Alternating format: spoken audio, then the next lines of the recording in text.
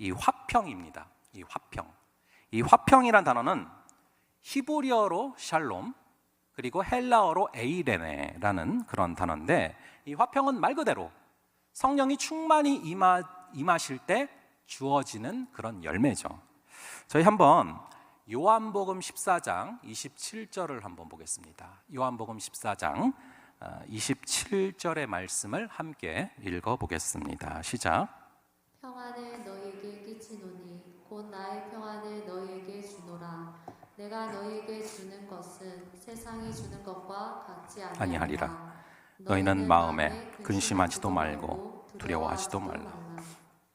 여기 나오는 평안이 바로 오늘 본문의 화평과 똑같은 원어입니다.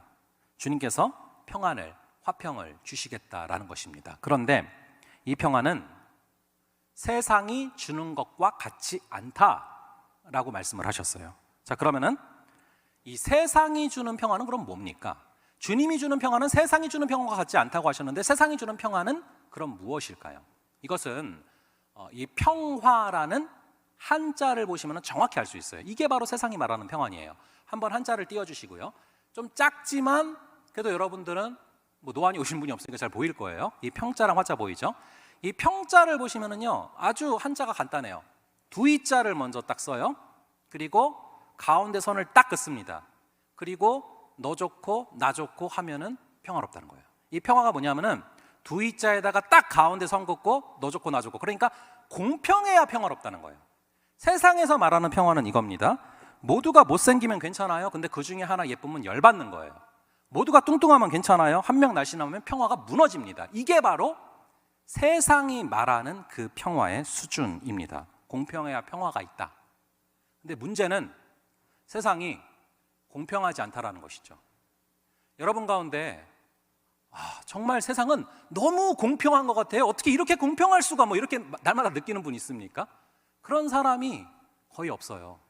왜냐하면 우리가 생각하는 공평은 그래도 내가 남들보다 조금은 더 낫을 때 그거를 공평이라고 생각하기 때문에, 그런 공평은, 그런 평화는 절대 우리에게 오지 않는 것이죠.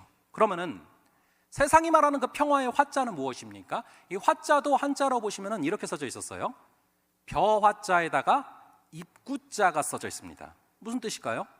입에 먹을 게 가득해야 평화롭다는 거예요. 그러니까 세상이 말하는 평화는 공평해야 됩니다. 그리고 입에 먹을 게 많아야 돼요. 그래야 평화로운 것입니다. 그렇다면 주님께서 말씀하시는 평화, 주님께서 말씀하시는 평화는 무엇이냐? 세상이 주는 것과 같이 아니하다. 그 수준을 넘어선다라는 것입니다. 주님께서 자신의 평안을 주시겠다고 요한복음 14장 27절에 말씀을 하셨는데, 이것이 얼마나 놀라운 평안인지 모릅니다. 주님의 평안이 무엇입니까?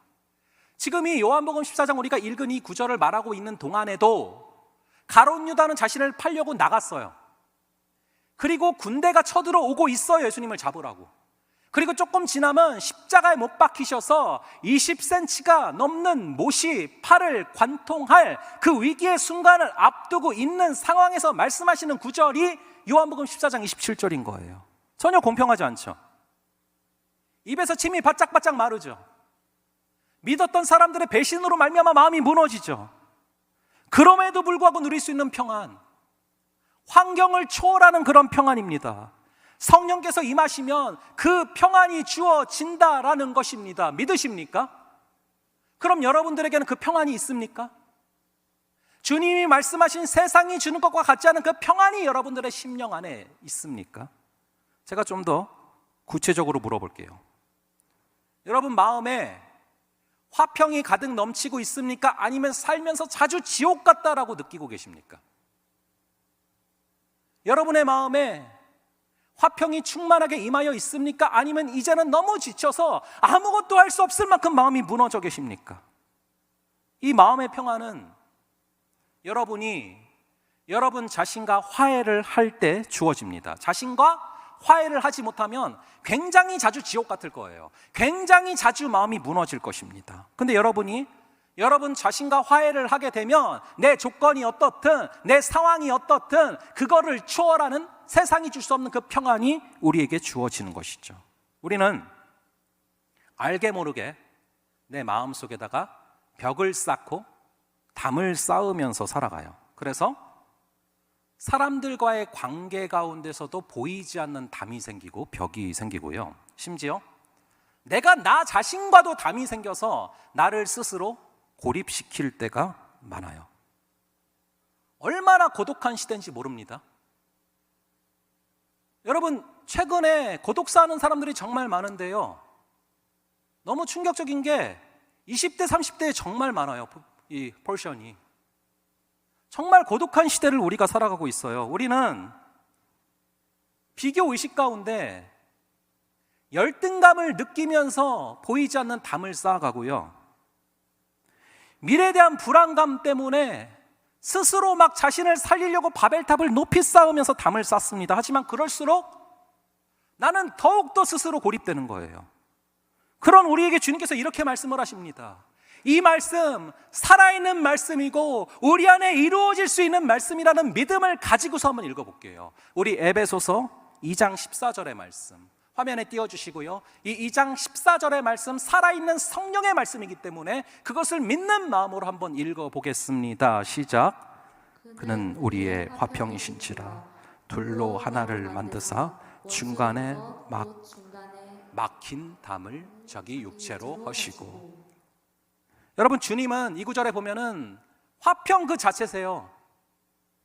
주님은 화평 그 자체시기 때문에 주님이신 성령이 우리 안에 임하면 성령의 열매로 화평이 주어지는 것입니다. 그런데 화평이 뭐라고 써져 있습니까? 둘로 하나를 만드사 원수된 것고 중간에 막힌 담을 허시는 게 바로 화평이라고 써져 있어요.